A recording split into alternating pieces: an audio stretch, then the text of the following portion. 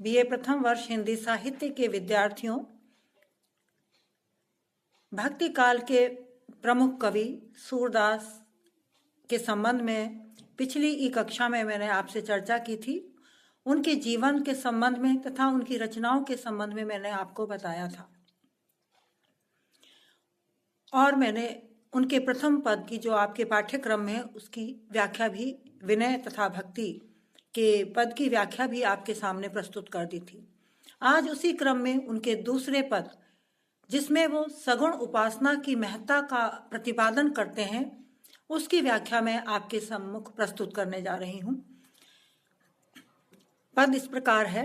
अविगति गति कछु कहत न आवे, जो गूंगे के मीठे फल को रस अंतर्गत ही भावे। परम स्वाद सब ही सुनिरंतर, अमित तोष उपजावे। मन बानी को अगम अगोचर, सो जाने जो पावे। रूप रेख गुण जाति जुगति बिनु, निरालंब कित धावे। सब विधि अगम विचार ही ताते, सूर सगुण लीला पद गावे। ईश्वर के सगुण स्वरूप, उनके साकार रूप की उपासना की महत्ता का प्रतिपादन करते हुए भक्त कवि सूरदास कहते हैं कि अविगति गति कछु कहत न आवे। वह निर्गुण निराकार ब्रह्म अविगत है, उसको कोई पूरी तरह से जान नहीं सका, तो उसकी स्थिति के संबंध में कुछ कहा भी नहीं जा सकता। उसकी वास्तविक स्वरूप क्या है, कैसा है, वो कौन है, यह कहना संभव नहीं है।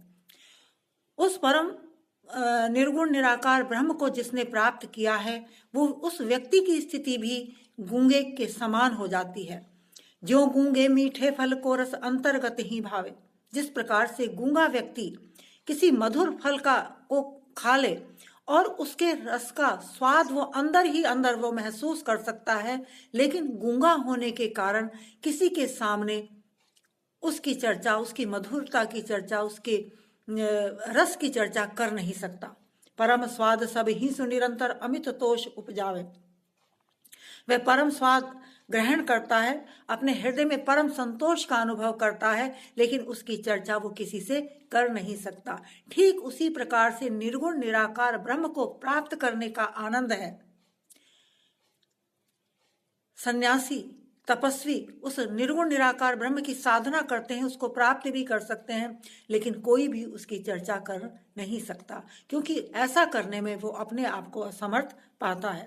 मन वाणी को अगम अगोचर, सो जाने जो पावे। मन और वाणी से वह परम ब्रह्म निर्गुण निराकार ब्रह्म अगम्य है। गोचर गो इंद्रियों को कहा गया है और वह अगोचर है, अर्थात इंद्रियों से उसे प्राप्त नहीं किया जा सकता। जो सो जाने जो पावे, वही उसको जान सकता है जो उसको प्राप्त कर लेता है। कहने का अभिप्राय है कि केवल प्राप्त करने वाला उसको जान सकता है, उसके आनंद की अनुभूति कर सकता है, लेकिन उसकी चर्चा वो किसी के सामने कर नहीं सकता, क्योंकि वह वाणी के द्वारा उसके स्वरूप की अभिव्यक्ति किसी भी प्रकार संभव नहीं हो सकती। रूप रेख गुण जाति जुगत बिन, निरालंब मन कित धावे। वह परम निर्गुण ब्रह्म रूप रेखाओं गुण जाति जुक्ति हर प्रकार से परे है, यानी कि किसी भी प्रकार की उसकी आकृति के संबंध में चर्चा नहीं की जा सकती।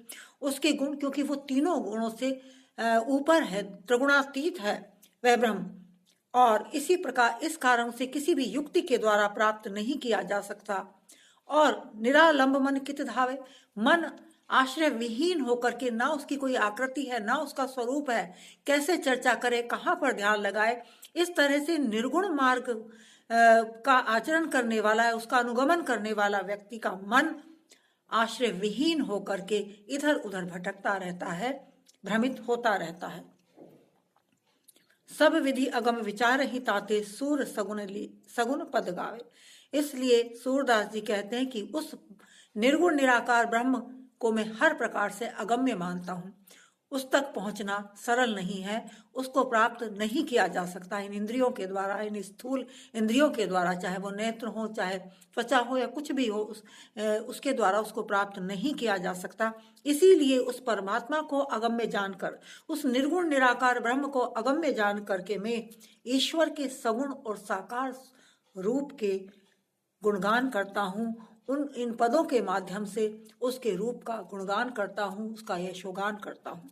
इस प्रकार इस पद में सूरदास ने निर्गुण निराकार ब्रह्म की उपासना न करके सगुण साकार ईश्वर के सगुण और साकार स्वरूप की उपासना का कारण बताया है और इसी मार्ग को अपने लिए सुलभ और श्रेष्ठ माना है और कहा है कि इसीलिए मैं उस निर्गुण निराकार ब्रह्म को अगम्य मान कर ही मैं ईश्वर के सगुण और साकार रूप की उपासना करता हूँ। यहाँ पर निर्गुण के स्थान पर सगुण ब्रह्म की उपासना के संदर्भ में सूर ने अपना मत प्रस्तुत किया है और उस मार्ग पर जाने का कारण बताया है। इस पद में अवधी भाषा का प्रयोग किया गया है और यह पद गेय है, अर्थात इसको गाया जा सकता है। यहाँ पर निर्गुण के स्थान पर ईश्वर के सगुण रूप की उपासना की महत्ता का प्रतिपादन यहाँ सूर ने किया है।